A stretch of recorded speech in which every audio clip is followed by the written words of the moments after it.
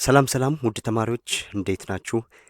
ዛሬም እንደተለመደው በአዲስ ቪዲዮ መጥቻለሁ። የስምንተኛ ክፍል ሶሻል ዩኒት 3 ፓርት 2 ይዤላችሁ ቀርቤያለሁ። በዚህ ቪዲዮ ላይ እንግዲህ የተፈጥሮ ሀብት ጥበቃና ዘላቂ አጠቃቀም የሚለውን ቶፒክ ነው የምናየው።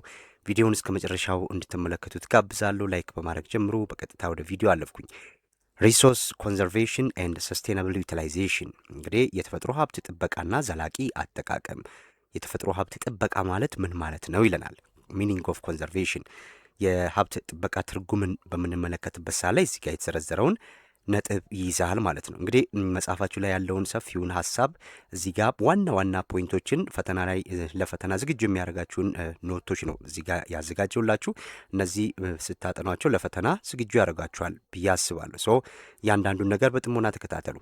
ምን ይለናል? ሚኒንግ ኦፍ ኮንዘርቬሽን። ኮንዘርቬሽን ስንል የሀብት ጥበቃ ማለት ነው። እዚህ የሀብት ጥበቃ ማለት ምን ማለት ነው? ሉክ ሚኒንግ ኦፍ ኮንዘርቬሽን ኬርፉል ዋይዝ ኤንድ ሰስቴናብል ዩዝ ኦፍ ናቹራል ሪሶርስ።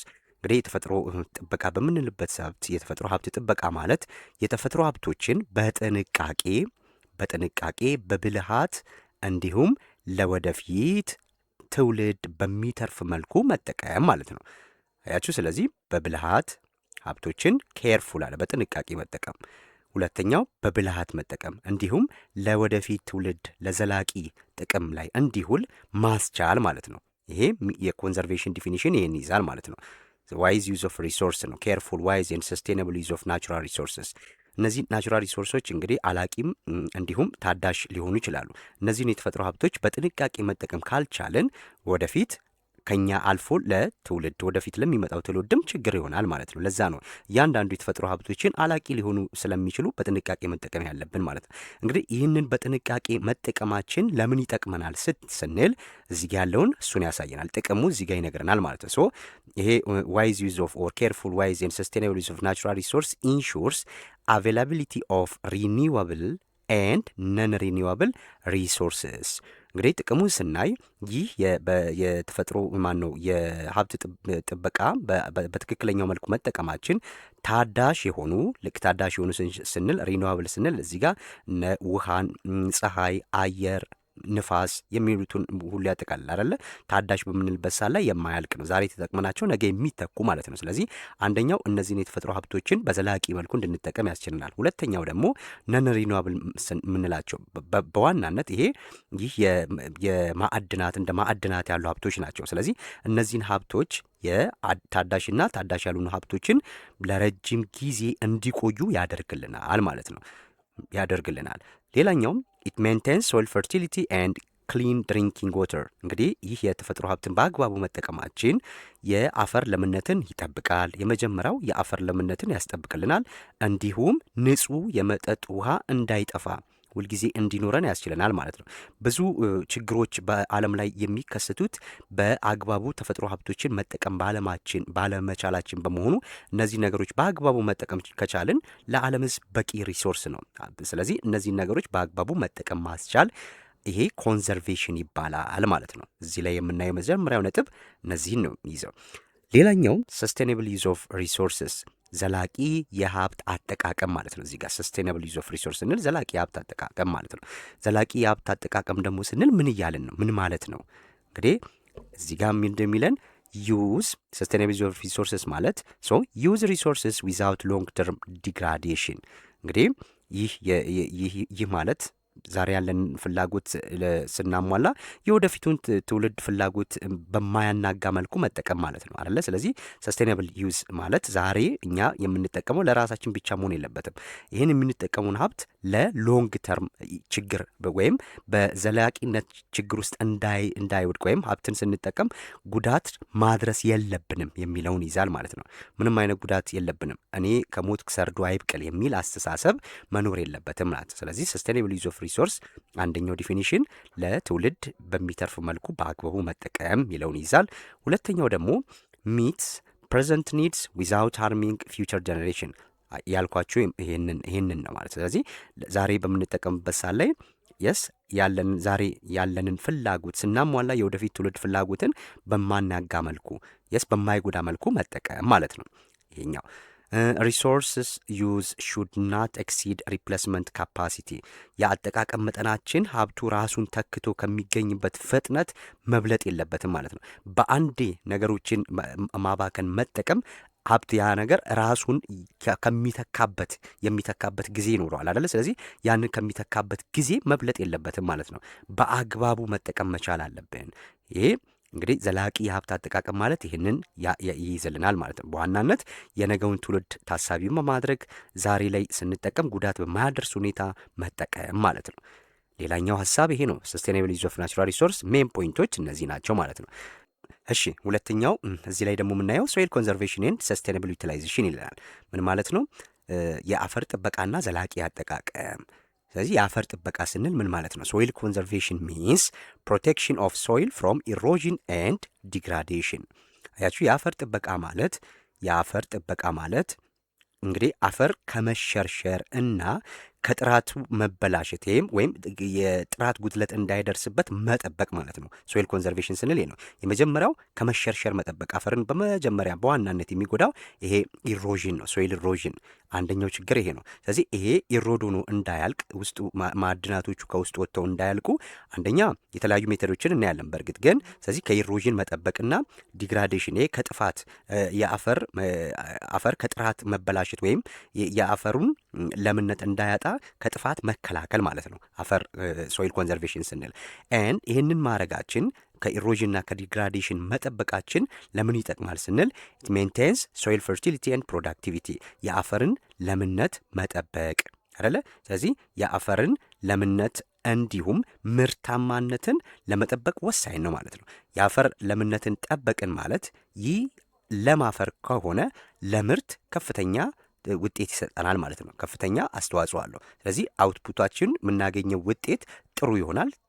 ጥሩ አገኘን ማለት ደግሞ የምግብ ፍላጎታችንን ከእኛም ተርፎ ለሌላው እንዲተርፍ ማድረግ እንችላለን ማለት ነው። የአፈር ለምነት የአፈር ጥበቃ ስንል እነዚህን ሁለት ነጥቦች ያካትታል። ኦኬ ሌላው ሜቶድ ኦፍ ሶይል ኮንዘርቬሽን እንግዲህ በዋናነት ትኩረት የምታደርጉት ስለ ሶይል ጥያቄ ከመጣ በዋናነት የሚያተኩሩት ብዙ ጊዜ እነዚህ ሜቶዶቹ ላይ ነው ማለት ነው። ሜቶዶቹን ስትይዙ ዲፊኒሽኖቻቸውንም በዛው ለመያዝ መሞከር አለባችሁ። እነዚህን በዋናነት ለመያዝ መሞከር አለባችሁ። የመጀመሪያው አሁን የአፈርን ለምነት ከምናስጠብቅበት ወይም አፈር ከመሸርሸር የምንጠብቅበት የመጀመሪያው ሜተድ ትሬሲንግ የሚባለው ነው። ይሄ ትሬሲንግ ማለት እንግዲህ የእርከን ማለት ነው። እርከን እንግዲህ ይሄኛው ያው ኢትዮጵያ በዚህ እንደምትታወቅ ታውቃላችሁ አይደለም? በዓለም አቀፍ ደረጃ ይህ የኮንሶ ማህበረሰብ በዋናነት በዚህ ይታወቃል። ኮንሶ ይህንም መያዝ አለባችሁ። ስለዚህ የኮንሶ ማህበረሰብ ለዘመናት የአካባቢውን የአፈር ጥበቃ ለምነትን አስጠብቆ የቆዩበት መንገድ ይሄ ትሬሲንግ የሚባለው ነው። በዋናነት ትሬሲንግ ምንድን ነው ስንል ቢልዲንግ ስቴፕስ ኦን ስሎፕስ ቱ ስቶፕ ዋተር ፍሮም ዋሽንግ አዌይ ሶይል። እንግዲህ በዋናነት ይሄ ትሬሲንግ ወይም የእርከን በምንልበት ሰዓት ላይ አፈር እንዳይሸረሸር ምን ማድረግ ደረጃ የመሰለ እርከን መስራት ማለት ነው። ደረጃ የመሰለ ስለዚህ አፈር ወይም ውሃ በሚዘንብበት ሰዓት ላይ ቁልቁለታማ የሆነ ቦታ ላይ ውሃ በሚወርድበት ሰዓት ላይ ልክ እንደዚህ ደረጃ ክፍተት እዚህ ጋር ክፍት አያችሁ እንደዚህ አይነት ነገር መስራት ማለት ነው። ተራራማ የሆነ ቦታ ላይ እንደዚህ ክፍተት ስለዚህ እየተንደረደረ ቢመጣ እዚህ ጋር እርግት ይልና ውሃው እዚህ ውስጥ ይቀራል ማለት ነው። ከዚህ የተረፈው ይወጣና እዚህ ውስጥ ይገባል። ከዚህ የወጣው እዚህ ውስጥ ይገባል። ስለዚህ እንደዚህ ጋር ተሸርሽሮ የመጣው አፈር ኮምፕሊትሊ ተጠርጎ አይሄድም። እዚሁ እየቀረ ውሃው ፍጥነቱን እየቀነሰ ይመጣል ማለት ነው። ይህንን እንግዲህ ኢትዮጵያውያኖች የተካንበት ነው። በተለይም የኮንሶ ማህበረሰብ ማለት ነው። ይሄ ተራራማ አካባቢ ላይ እንደነዚህ አይነት ደረጃዎችን መስራት የአፈር ለምነትን ለማስጠበቅ ዋነኛ ሜተድ ነው ማለት ነው። ስለዚህ ትሬሲንግ እኛ የምንታወቅበት አንዱ ይሄ ነው። ሁለተኛው ሶይል ኮንዘርቬሽን ሜተድ አፎሬስቴሽን ነው። አፎሬስቴሽን ይሄም ዋና ነው። እንግዲህ አፎሬስቴሽን ስንል ምን ማለት ነው? ፕላንቲንግ ኒው ፎረስት ዌር ዜር ዌር ኖ ትሪስ ቢፎር። እንግዲህ ይሄ ቀደም ሲል ዛፍ ባልነበረበት ቦታ ዛፍ መትከል ነው በቃ። ስለዚህ ይሄ ገላጣማ መሬት ከሆነ ራቁት መሬት ከሆነ ያ መሬት ላይ ዛፍ በምንተክልበት ሰዓት ላይ ወይም ሳር በሚኖርበት ሰዓት ላይ ንፋስም ሆነ ውሃ በሚመጣበት ሰዓት ላይ አፈሩን ጠርጎት እንዳይሄድ ሊከላከልል የሚችለው ዋነኛ መንገድ ነው ማለት ነው አፎሬስቴሽን። አሁን እነዚህ መለየት ነው። ሪፎሬስቴሽን እና አፎሬስቴሽን ፈተና ላይ ሊያመጡባችሁ ይችላል። አፎሬስቴሽን ከዚህ በፊት ምንም አይነት ዛፍ ባልነበረበት ቦታ ላይ ዛፍ መትከል ማለት ነው። ይሄ አዲስ ዛፍ ወይም የደን ልማት መስራት ማለት ነው። አፎርስቴሽን በምንበት ሳለ ይሄ ደን ልማት ማለት እንችላለን ማለት ነው። ወይም ድነና ይባላል በአማርኛ ድነና፣ ደን መትከል ማለት ነው። ዛፍ ባልነበረበት ቦታ ላይ ደን መትከል። ሌላኛው ሶስተኛው ክሮፕ ሮቴሽን ነው። ይሄ ደግሞ የሰብልን አፈራርቆ መትከል ማለት ነው። ለምሳሌ አንድ መሬት ሁልጊዜ አንድ አይነት ምርት ብቻ የምንተክልበት ከሆነ ያ ነገር የአፈሩን ለምነት እያጣ ይሄዳል ማለት ነው። ስለዚህ የአፈር ለምነቱን እንዳያጣ ሁልጊዜም የተለያዩ ክሮፖችን ወይም ሰብሎችን እያፈራረቅን መትከል ማለት ነው። ስለዚህ ምን ይለናል? ክሮፕ ሮቴቲንግ ቼንጂንግ ዘ ታይፕ ኦፍ ክሮፕ ግሮውን ኢች ይር ቱ ኪፕ ሶይል ሄልዚ። አያችሁ። ስለዚህ ይህ ምን እያለን ነው? በአንድ መሬት ላይ በየአመቱ የሰብል አይነቱን መቀያየር ማለት ነው። በዘንድሮ ዓመት በቆሎ ከተከልን ኔክስት ገብስ፣ ስንዴ፣ የተለያዩ አካባቢው ላይ የተለመዱ የሆኑ ወይም የአፈር ለዛ አፈር ወይም ለአካባቢው ሊያበቅላቸው የሚችሉ ነገሮችን እያፈራረቅን መትከል ምን ይባላል? ክሮፕ ሮቴሽን ይባላል ማለት ነው። ዜን አራተኛው መንገድ ሪፎርስቴሽን ነው። ሪ አለ አይደለ? ስለዚህ ዳግም ማለት ነው። ይሄ ደግሞ ዳግም ድነና፣ ይሄ ድነና ማለት ነው። ይሄ ዳግም ድነና። ያ ማለት እዛ አካባቢ ላይ መጀመሪያ ዛፍ ነበር ማለት ነው። ዛፉ ከተቆረጠ በኋላ ያንን ዛፍ ሊተካ የሚችል ሌላ ዛፍ መትከል ማለት ነው። ሶ ሪፎርስቴሽን ሪፕላንቲንግ ትሪስ ኢን ኤሪያስ ዌር ፎረስት ዌር ከት ዳውን። ይሄ እየነገረን ያለው ይሄንን ነው ማለት ነው። ሶ የተጨፈጨፉ ዛፎች ካሉ እነሱን መልሶ መተካት ማለት ነው ሪፎርስቴሽን። አራት መንገዶችን አየን አፈርን እንዴት ፕሮቴክት እናደርጋለን የምንልበት። አምስተኛው ሼልተር ቤልትስ። ይሄ አምስተኛው ሼልተር ቤልትስ ወይም ይህ ሼልተር ቤልት በምንልበት ሰዓት ላይ ደግሞ ልክ እንደ ምን አይነት ነገር መስለት ነው? ሮ ኦፍ ትሪስ አያችሁ ፕላንትድ አት ፊልድ ኤጅ ቱ ብሎክ ዊንድ ኢሮዥን። ይሄ ደግሞ በዋናነት ይሄ እንደ አጥር ነገር መትከል ማለት ነው። እንደ አጥር ዙሪያውን በዛፍ ማጠር ማለት ነው። አካባቢውን በዛፍ ማጠር ነው። ስለዚህ ንፋስ ወይም ንፋስ መጥቶ አፈርን እንዳይወስድ ምን በዳርቻዎች ላይ ዛፍ መትከል፣ በዙሪያው ዛፍ መትከል ማለት ነው። ሶ ሼልተር ቤልትስ ሮ ኦፍ ትሪስ አያችሁ። ስለዚህ ዛፎችን ዙሪያውን መትከል ማለት ነው። ዛፎችን መትከል ዙሪያውን በምተክልበት ሰዓት ላይ ምን አይሆንም? ንፋስ መጥቶ ያንን አፈር ጠርጎት አይሄድም ማለት ነው። ጠርጎት አይሄድም። ሶ የሚነግረን ይሄ ነው። ሮ ኦፍ ትሪስ ፕላንትድ አት ዘ ፊልድ ኤጅ ቱ ብሎክ ዊንድ ኢሮዥን። በዋናነት የንፋስ አፈርን ጠርጎት እንዳይሄድ የምንከላከልበት መንገድ ነው ማለት ነው ሼልተር ቤልትስ የምንለው። ሌላኛው ቼክ ዳምስ ነው። ቼክ ዳምስ ደግሞ ይህ ምንድን ነው ስንል ስሞል ባሪየርስ ኢን ዲችስ ቱ ስሎ ዳውን ራሽንግ ሬን ወተር። እንግዲህ ቼክ ዳምስ ደግሞ ልክ በጎርፍ መሄጃዎች ላይ ይሄ ጎርፍ መሄድበት ክፍተት አለ አይደለ? ስለዚህ በጎርፍ መሄጃዎች ላይ ድንጋይ በመደርደር የአፈር መሸርሸር መከላከል ማለት ነው። የስ አሁን ጎርፍ እንደዚህ ነው የሚመጣው አይደለ? ለምሳሌ ጎርፉ በዚህ ውስጥ ነው የሚያልፈው። ይሄ እንደ ተራራ የሚመስል ነገር ነው አይደለ? ስለዚህ በዚህ ውስጥ ሪፍት ቫሊ አለ ወይም ጉድጓዱ አለ፣ ውሃው ይመጣል። ስለዚህ ይህ ውሃ እየመጣ እነዚህ እዚህ ጋር ያለውን ግድግዳ መሳዩን አፈር እየወሰደው እየጠረገው እንዳይወስደው ምን ማድረግ? እዚህ ጋር ድንጋይ ማድረግ ማለት ነው። በድንጋይ አፈሩን መከላከል። የስ እንደዚህ መስራት። አሁን የወንዝ ልማት ተብሎ አዲስ አበባ ላይ የምታዩቸው አሉ አይደለ? በዙሪያ በወንዞቹ ዳርና ዳር ድንጋዮች እንደዚህ ተደርገዋል። ምክንያቱም እየተንደረደረ የሚመጣ ውሃ እዚህ ያለውን አፈር እየሸረሸረ ይሄ ስፋቱ እየጨመረ እንዳይሄድ ይከላከልልናል ማለት ነው። ቼክ ዳምስ ይባላል። ሶ ስሞል ባሪየር ኢን ዲችስ ቱ ስሎ ዳውን ረሺንግ ሬን ወተር። የሚመጣ ጎርፍም ሊሆን ይችላል። በዝናብ ምክንያት የሚፈጠረውን ጎርፍ ፍጥነቱ እየጨመረ በሚመጣበት ሳለ ይሄ እየጠረገው እንዳይሄድ አፈሩን ይከላከልልናል ማለት ነው። ይሄ ቼክ ዳምስ የምንለው ሌላኛው አፈርን የምንከላከልበት መንገድ ነው። ሶ ስትሪፕ ክሮፒንግ ይሄኛውም ደግሞ ምንድን ነው? ይሄ በመስመር መዝራት ማለት ነው። ስትሪፕ ክሮፒንግም በመስመር መስራት፣ በመስመር እንደዚህ በመስመር መዝራት ማለት ነው። ይሄ ደግሞ ስትሪፕ ክሮፒንግ ይባላል። ስለዚህ ምንድን ነው ስንል ፕላንቲንግ ዲፍረንት ክሮፕስ ኢን ኦልተርኔቲንግ ስትሪፕስ ቱ ትራፕ ሶይል። ይሄኛው በመስመር በምንተክልበት ሰዓት ላይ የተለያዩ ሰብሎችን በመስመር በመቀያየር መዝራት ማለት ነው። መስመር በመቀያየር መዝራት ማለት ነው። ይሄ ደግሞ ይሄኛውም ምን ይከላከልልናል? የአፈሩን ይጠብቅልናል ማለት ነው። ሌላኛው ካውንተር ፕላፊንግ ምንለው ነው። ይሄ ደግሞ ይሄ ካውንተር ፕላፊንግ ኦር ካውንተር ፕላፊንግ ተብሎ ይጠራል። ስለዚህ ይሄ ደግሞ መሬቱ እንዳቀማመጡ አግድም ማረስ ማለት ነው። ይሄ ካውንተር ፕላፊንግ አግድም ነው የምናርሰው ማለት ነው። ሶ ፕሎዊንግ አክሮስ ስሎፕ ሆሪዞንታሊ ቱ ፕሪቨንት ወተር ገሊስ። ይሄ ስለ ገሊ ከዚህ በፊት በቻፕተር 1 ላይ አይተናል አይደለ? ስለዚህ ይህ ደግሞ ምንድነው የሚያደርግልን? መሬቱን እንደ አቀማመጡ የመሬቱ እንደ መሬቱ አቀማመጥ አግድም ነው የምናርሰው ማለት ነው፣ ወይም አግድም ነው የምንቆፍረው። ስለዚህ ያም ደግሞ ምንን ይከላከልልናል? ይሄም የአፈሩን ከመሸርሸር ይጠብቅልናል ማለት ነው። ኮንትር ፕላፊንግ ይሄን ይመስላል። ስለዚህ እነዚህ አሁን ያያቸዋቸው ነገሮች በጠቅላላ አፈርን የምንከላከልባቸው መንገዶች ናቸው። ሜተርስ ኦፍ ሶይል ኮንዘርቬሽን እነዚህ ናቸው ማለት ነው። እነዚህን እናንተ በደንብ ለማየት ሞክሩ። ኦኬ ቤኔፊትስ ኦፍ ሶይል ኮንዘርቬሽን። ስለዚህ አሁን እነዚህ ሁሉ መንገዶች አየናቸው አይደለ? ስለዚህ ምንድን ነው ታዲያ ይህንን ሁሉ ማድረጋችን አፈርን መከላከል ለምን ይጠቅማል በምንልበት ሰዓት ላይ አፈር እንደምናውቀው ህይወት ነው። አፈር ከሌለ ምንም ነገር የለም ማለት ነው። አፈር ህይወት ነው። ልክ እንደ አየር እንደሚያስፈልገን ሁሉ አፈር ህይወት ነው። አፈር ከሌለ ምን የለም? እጽዋት የሉም። እጽዋት ከሌሉ እንስሳቶች የሉም። ስለዚህ እኛ ደግሞ የምንመገበው ወይ እጽዋት ወይ እንስሳት ነው። ስለዚህ ሁለቱም ከሌሉ እኛም የለንም ማለት ነው። ስለዚህ ህይወት የሆነውን ነገር በርካሽ ስላገኘን ብቻ እንደፈለግን መጠቀም አግባብ አይደለም። ነገ ከነገ ወዲያ ችግር ውስጥ ሊከተን ይችላል። ዛሬ እኛ ባንጎዳ የሚመጣው ትውልድ ሊጎዳ ይችላል። ስለዚህ መጠበቅ አስፈላጊ ነው።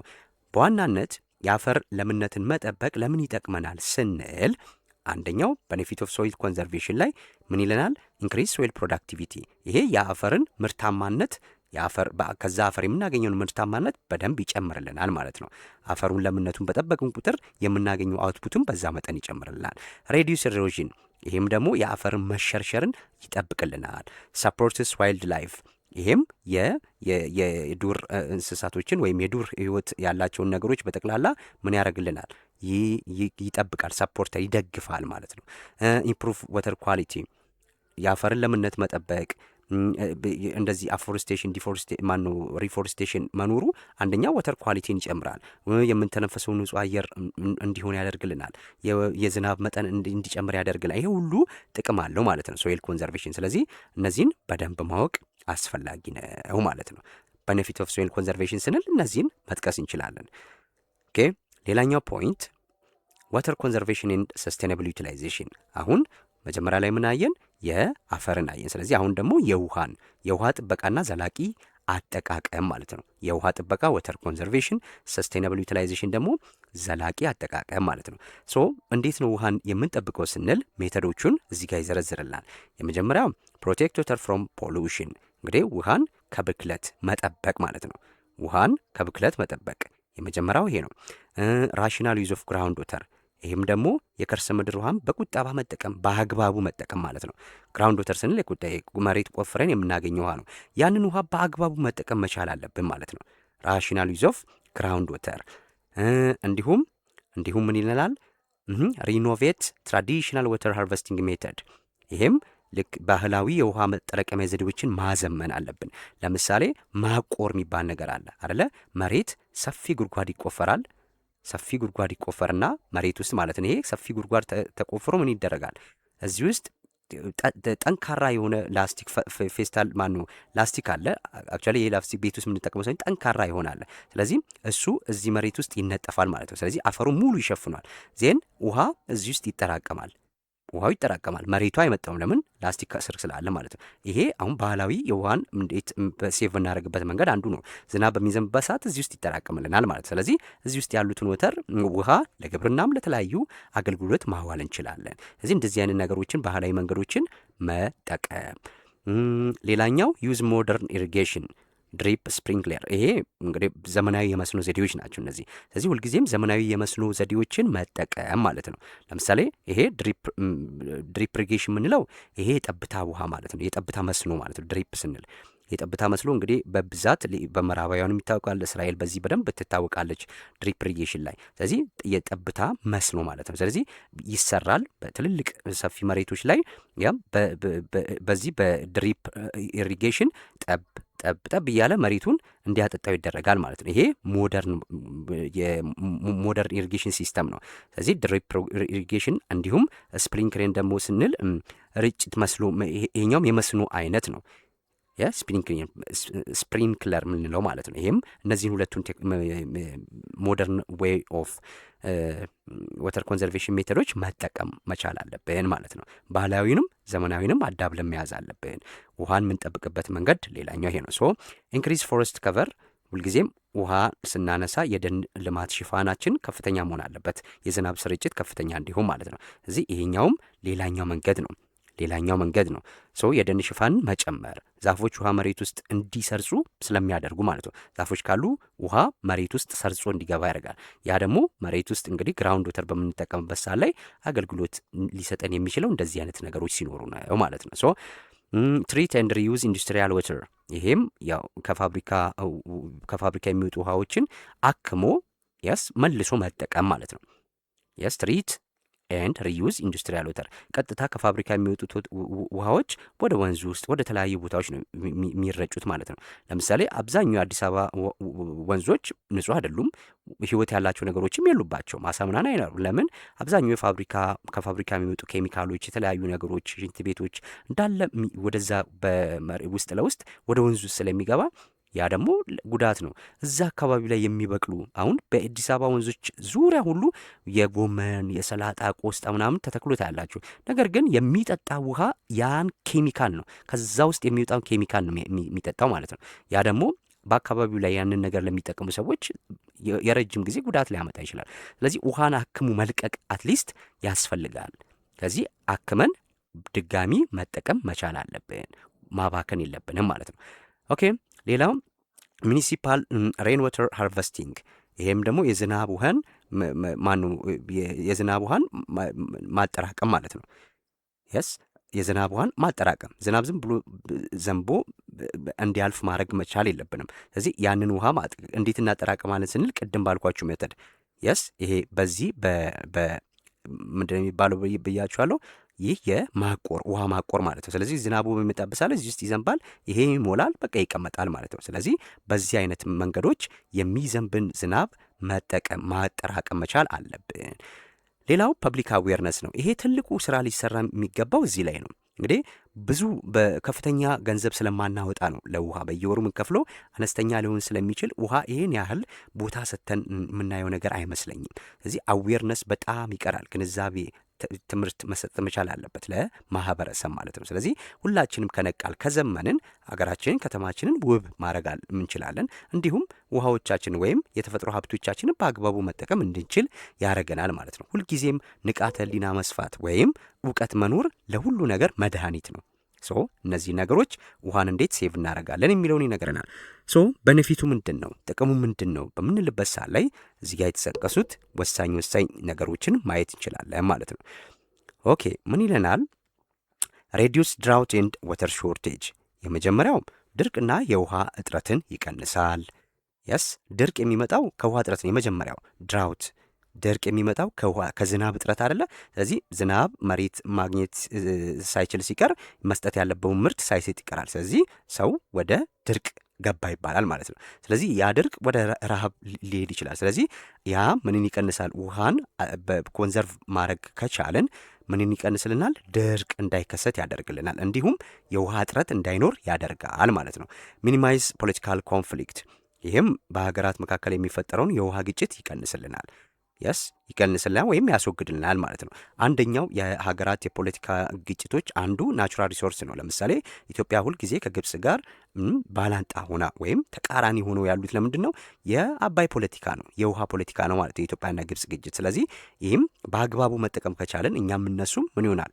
በቃ በአግባቡ መጠቀም ከቻልን ይሄ ግጭቶች ሊቀንስ ይችላል ማለት ነው። ይሄም ሌላኛው ጥቅሙ ነው። ፕሮቴክት ዘ ኤንቫይሮንመንት፣ ውሃን ጠበቅም ማለት ህይወት ያላቸውን ነገሮች ሁሉ ጠበቅም ማለት ነው። ስለዚህ ያ ደግሞ ማለት አካባቢያችንን ስነ ምህዳሩን በአግባቡ ጠበቅን ማለት ነው። ይሄም ሌላኛው ጥቅሙ ነው። ፕሮቴክት ዘ ኤንቫይሮንመንት። ሰፖርት ሪክሬሽን፣ ሰፖርት ሪክሬሽን፣ ይሄኛውም ደግሞ ምንን ልክ በአካባቢያችን ከጠበቅን ከዛን ለሪክሬሽን ደግሞ ምን ይሆናል?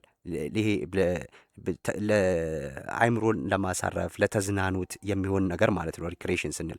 ስለዚህ ለነዛ አይነት ነገሮች ለምሳሌ የውሃ ገንዳዎች አሉ፣ የተለያዩ መዋኛ ነገሮች አሉ አይደለ? ስለዚህ ለነዛ ሁሉ ይጠቅማል። ጥቅም ላይ ይውላል ማለት ነው። ይሄኛውም ቢውልድ ሴፍ ኤንድ ሰስቴናብል ኮሚኒቲ። ስለዚህ ይህም ደግሞ ምን ይለናል? ዘላቂነት ያለው ማህበረሰብ በዘላቂነት እንዲጠቀም ደህንነቱ የተጠበቀ ከድርቅ የጸዳ የውሃ እጥረት ያልተከሰተበት ማህበረሰብ እንዲኖረን ያስችለናል ይለናል። ይሄ ቤኔፊት ኦፍ ወተር ኮንዘርቬሽን ይሄን ይመስላል ማለት ነው። የዛሬው ቪዲዮ እንግዲህ ይህን ይመስላል። ዋና ዋና ያልኳቸውን መሰረታዊ ነጥቦች ነው እዚህ ላይ ያቀረብኩላችሁ። በቀጣይም ቀጣዮቹን ፓርቶች ይዤ እመጣለሁ። ሀሳብ፣ አስተያየት፣ ጥያቄ ካለ በኮሜንት አስቀምጡልኝ። ስለነበረን ቆይታ አመሰግናለሁ። በቀጣይ እስከምንገናኝ ባይ ባይ፣ ቻው።